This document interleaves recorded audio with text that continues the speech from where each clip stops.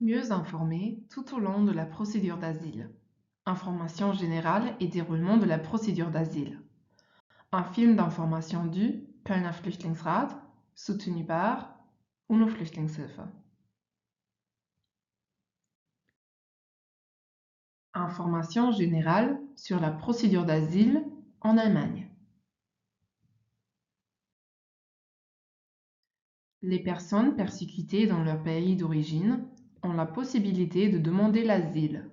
C'est l'Office fédéral de l'immigration et des réfugiés, le BAMF, Bundesamt für Migration und Flüchtlinge, qui statue sur cette demande. Le BAMF est une autorité allemande dont le siège se trouve entre autres à Bonn, c'est-à-dire il faut se rendre 1 ou 2 fois à Bonn.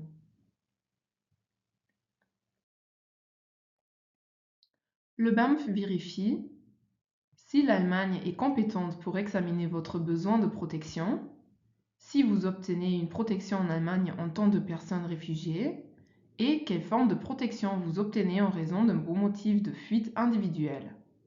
La décision s'appuie principalement sur l'audience, l'entretien personnel. La procédure d'asile.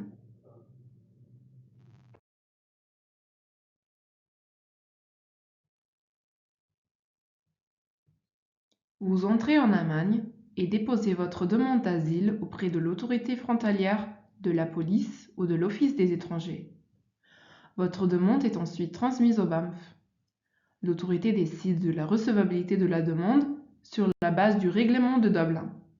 Ensuite, l'entretien personnel a lieu, suivi de la décision du BAMF. La demande sera soit acceptée, soit rejetée. Pour plus d'informations sur la procédure de Dublin, consultez une vidéo séparée. L'audience.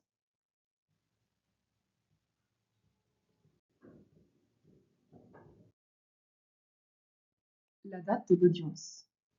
La date de l'audience est annoncée quelques jours avant l'entretien. Votre numéro d'identification PKZ est affiché dans les couloirs. Vous devez vérifier la liste de tous les jours. Si vous n'habitez plus à Bonn, vous serez transporté en bus pour l'audience. Il se peut également que vous deviez vous rendre vous-même à l'audience. Dans ce cas, le billet de transport vous sera fourni. Le départ a lieu très tôt le matin, à 6h moins quart. L'audience commence généralement à 8h. Le temps d'attente et l'audience peuvent prendre plusieurs heures. Veuillez emporter suffisamment d'eau et de provisions.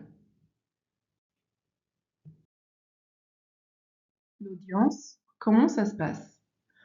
Le BAMF met à votre disposition une interprète. Cela vous permet d'exposer les raisons de votre demande d'asile dans votre langue maternelle. Vous devez présenter au plus tard au BAMF des documents d'identité, passeport ou carte d'identité. L'absence de ces documents peut entraîner des difficultés, même des années plus tard. Parlez-en avec un centre de conseil.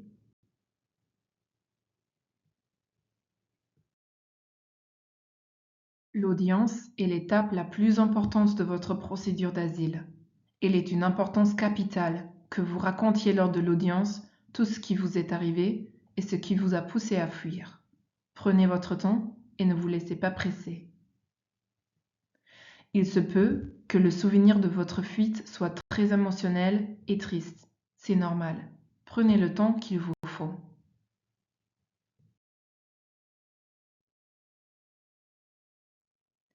Apportez à l'audience tout ce qui peut prouver les raisons individuelles de votre fuite. Cela peut être par exemple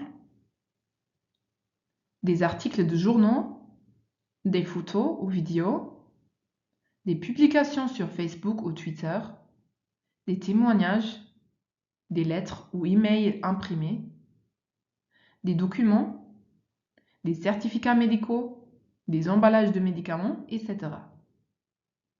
Si vous n'avez pas ces preuves avec vous, dites que vous les fournirez ultérieurement. Le BAMF vous en donnera la possibilité et fixera un délai qui devrait être respecté. Vos droits lors de l'audience. Vous avez le droit de demander à changer d'interprète s'il y a des problèmes de compréhension, si vous avez l'impression qu'elle ne vous prend pas au sérieux ou que vos déclarations ne sont pas entièrement traduites. Vous avez également le droit de demander le changement de la personne chargée de l'audience si vous trouvez que l'audience n'est pas appropriée, qu'elle manque de professionnalisme et qu'elle ne se déroule pas correctement. Vous avez le droit de demander qu'un représentant soit désigné comme personne chargée de l'audience. Il s'agit de certains collaborateurs formés pour mener l'entretien avec des demandeurs d'asile particulièrement vulnérables, des victimes de violences ou des mineurs non accompagnés par exemple. Notez que cette demande doit être faite par écrit auprès du BAMF avant l'entretien. Vous avez le droit d'être accompagné par une personne de votre confiance lors de l'audience. Il peut s'agir de n'importe quelle personne. La seule condition est qu'il/elle ne soit pas dans la procédure d'asile. Vous devez le signaler au préalable par écrit au BAMF.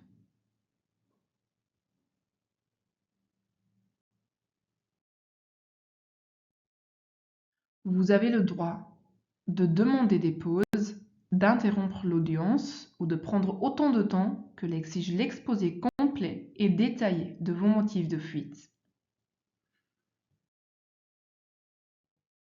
Le procès-verbal. Pendant l'audience, le collaborateur, la collaboratrice, chargé de l'audience rédige un procès-verbal en allemand. Une fois l'audience terminée, le procès-verbal vous est traduit oralement dans votre langue par l'interprète. Corrigez ou complétez si nécessaire. Ne signez le procès-verbal que lorsque les modifications ont été effectuées et que vous êtes d'accord avec son contenu.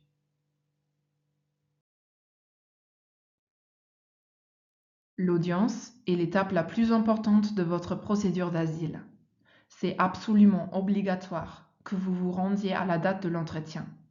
Si vous êtes empêché pour cause de maladie ou pour d'autres raisons excusables, vous devez en informer immédiatement le BAMF et fournir une attestation correspondante.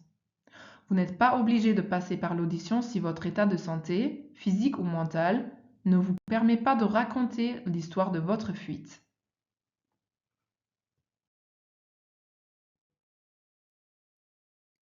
Les formes de protection.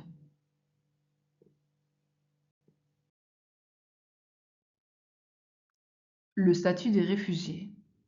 Un réfugié, une réfugiée est une personne qui, craignant avec raison d'être persécutée du fait de sa race, de sa religion, de sa nationalité, de son appartenance à un certain groupe social ou de ses opinions politiques, se trouve hors du pays dont elle a la nationalité et qui ne peut, ou du fait de ses craintes, ne veut se réclamer de la protection de ce pays. Les femmes peuvent également constituer un groupe social si elles sont persécutées en raison de leur sexe. Qu'est-ce que la persécution? La persécution est tout acte qui, par sa nature ou sa répétition, est si grave qu'il constitue une violation grave des droits humains fondamentaux. Par exemple, le recours à la violence physique, psychologique ou sexuelle, les mesures légales, administratives, policières ou judiciaires discriminatoires, des poursuites ou des sanctions disproportionnées et discriminatoires, le refus d'une protection juridique, la poursuite ou la sanction pour refus de servir dans l'armée, dans le cadre d'un conflit, lorsque le service militaire impliquerait des crimes ou des actes tombant sous les clauses d'exclusion du paragraphe 3 alinéa 2, crimes contre la paix, crimes de guerre, crimes contre l'humanité, actes de cruauté. Les actes liés à l'appartenance sexuelle ou dirigés contre des enfants. Des exemples de persécution sont les cas où vous avez été devriez être forcé de vous marier contre votre gré, vous avez été devriez être forcé de travailler ou de combattre pour l'armée ou d'autres groupes militaires, ou de participer à des combats contraires au droit international. Vous ne pouvez pas rester avec votre famille parce que vous y avez subi des violences et qu'il n'y avait pas de protection pour vous dans votre pays d'origine. Vous devriez être forcé de transporter ou de vendre de la drogue ou de vous prostituer. Pour les filles et les femmes, vos organes génitaux devaient être circoncis.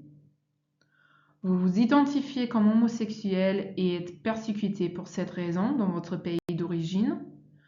Vous pratiquez une religion dont les membres sont menacés et persécutés.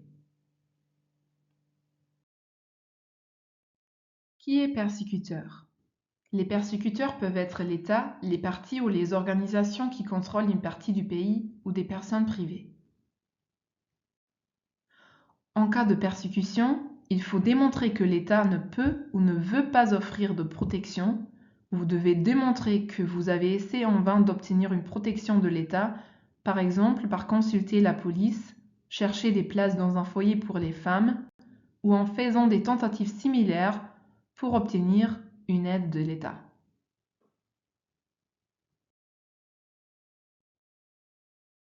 Les possibilités d'une protection interne. Vous devez alors démontrer qu'il n'y avait pas de possibilité d'une protection interne, c'est-à-dire qu'il n'y avait pas de protection dans votre pays d'origine. En effet, le demandeur n'obtient pas le statut de réfugié si il n'y a pas de crainte fondée de persécution dans une partie de son pays d'origine ou qu'il y a accès à une protection. Il peut se déplacer dans cette partie du pays en toute sécurité et légalement, d'y être accueilli et d'y s'y établir.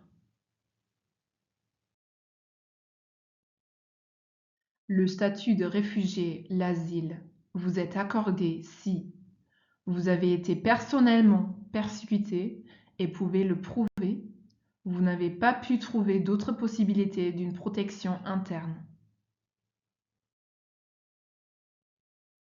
D'autres formes de protection. Sauf l'asile, il existe d'autres formes de protection comme la protection subsidiaire, les interdictions d'expulsion.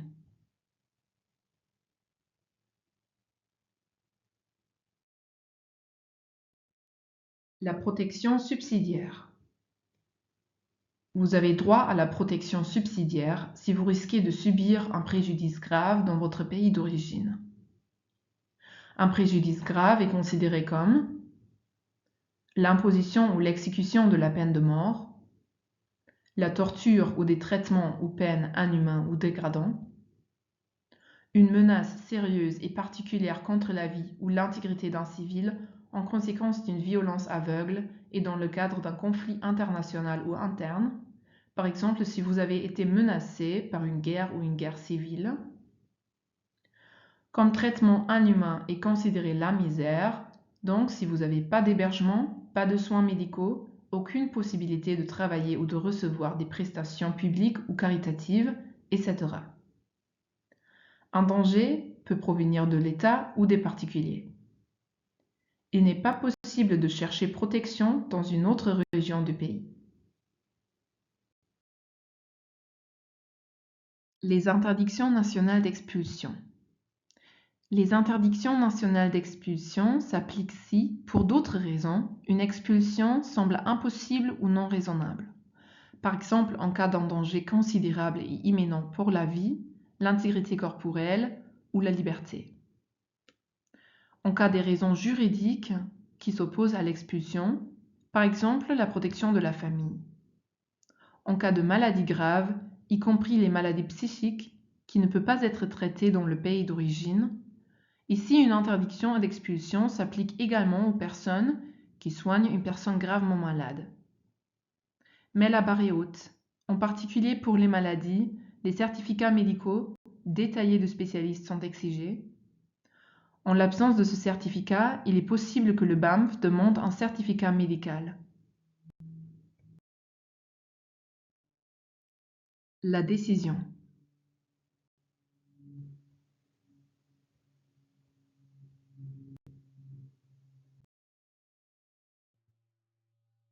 Le BAMF peut donner une réponse positive ou négative.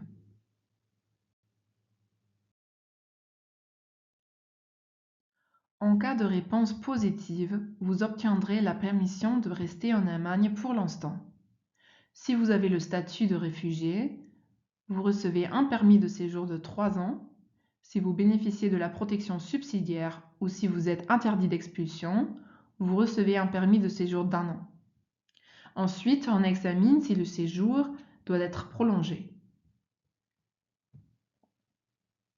Le séjour est prolongé si la situation dans le pays d'origine n'a pas changé de manière significative. Il est important de connaître la base juridique de votre séjour, car de nombreuses prestations sociales et certains droits y sont liés. Le délai pour la décision du BAMF. Le délai pour la décision est très variable. La procédure peut atteindre plusieurs mois. Au plus tard 6 mois après le rendez-vous BAMF ou votre arrivée à Bochum, le BAMF est obligé de fournir des informations concernant l'état de la procédure. Parlez-en avec un conseiller en procédure dans un établissement.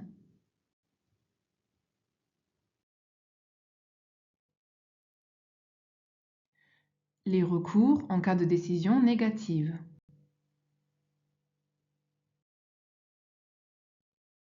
En cas de réponse négative, vous pouvez déposer un recours contre la décision. Cependant, les délais sont très courts, en général entre 1 et 2 semaines. Il est obligatoire de consulter un avocat, une avocate, pour déposer la plainte. Le coût de la première consultation est généralement de 100 à 200 euros, même si un paiement échelonné est souvent possible. Il est donc recommandé de mettre de l'argent de côté.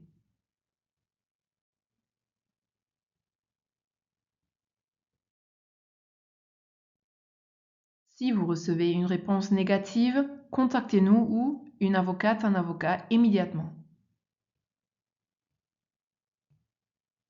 Vous pouvez non seulement contester un refus de votre demande, mais également tenter d'obtenir une meilleure protection devant le tribunal. Par exemple, vous pouviez obtenir une protection subsidiaire au lieu d'une protection en tant que réfugié. Vous avez d'autres questions ou souhaitez une consultation individuelle?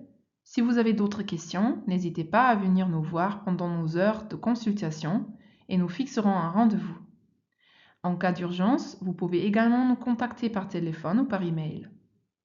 Nos heures de consultation sont les lundis, mercredis et jeudis de 10 à 11h30. Voici encore nos heures de consultation.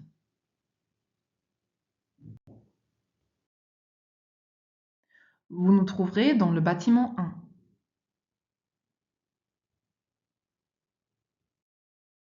Ce film d'information a été financé par UNO Flüchtlingshilfe.